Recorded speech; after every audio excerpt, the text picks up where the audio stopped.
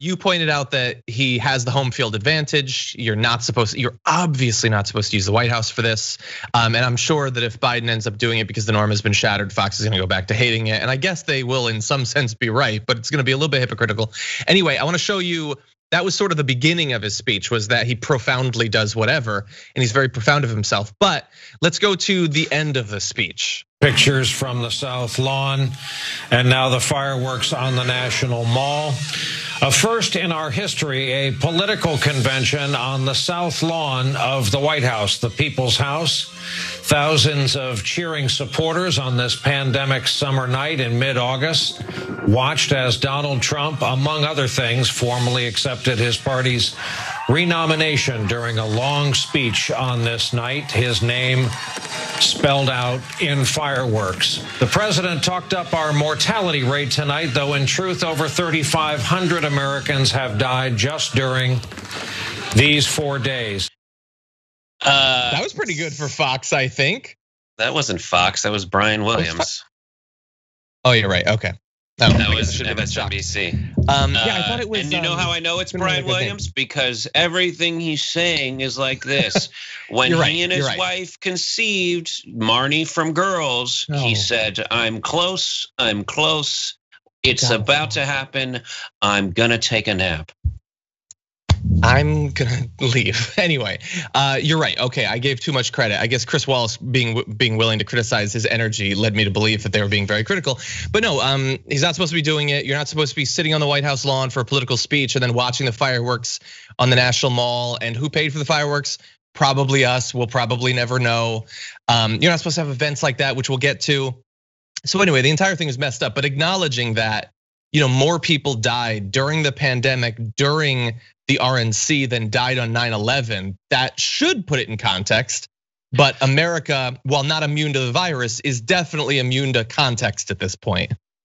It's so inappropriate that while he's spelling his name out in fireworks, behind the other fireworks, the conventional ones are the exact same shape and look as the coronavirus. Exactly. Every firework just was like, coronavirus, perfect sphere with little spikes. That is the virus over DC. That is true.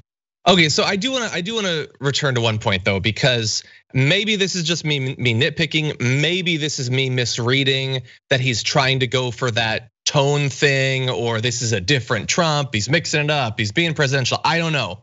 But while the things he was saying were crazy, the way he was delivering them, I don't get the people, including sometimes Janko I disagree with on this, that think that he sort of doesn't want to win or whatever. But when you see a video like last night, he just doesn't really seem to care too much. And so the recount put together a great mashup of bits of his speech in 2020 and his speech in 2016. They were doing it to show that he was saying the same things, which is true. He was saying basically the same lines. But I want to show you just a bit of their video. You can go watch the full thing on Twitter. That's not what I want you to focus on. I want you to focus on the comparison between how he delivers each set of lines. Protect free speech for all Americans.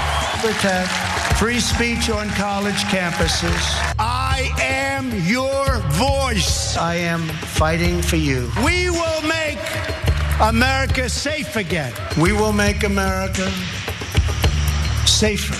We will make America proud again. We will make America prouder. And we will make America great again. And we will make America greater than ever before. God bless you and good night. I love you. I love you all. God bless you and God bless America. Thank you very much. It honestly seemed less like a comparison of Trump versus Trump, and like what if Kimberly Guilfoyle gave the speech versus Trump? So there's a huge difference. Am I overreading this in my mind? Is it just the context of being outside? No, he's obviously performing differently. Maybe it's because he's out of practice because he hasn't been in front of a big audience in a while. But you'd think it would make him excited, but. Usually when you're in a big venue like that, they pump the air conditioning, especially because your performance is better when you're cold, period. And is that true? Yeah. Comedy audiences will laugh more. Comedy performers will be funnier when it's cold. It's interesting. When it's and all performances, you make it cold. If it's warm, they get tired and they fall asleep. Interesting. Yeah, it definitely seemed like a massive difference in energy. And I guess, look, to be fair, I hated the earlier stuff because he seemed like a raving maniac. So I guess I should prefer this. The issue is that the tone is a little bit different. The energy is a little bit different. I don't mean tone as in a sort of like zoomed out view of what he's saying. I mean, literally like his tone of voice is different, but he was saying the same crazy things. He was demonizing protest movements and stuff like that. So it was different. I'm not sure it was that much better.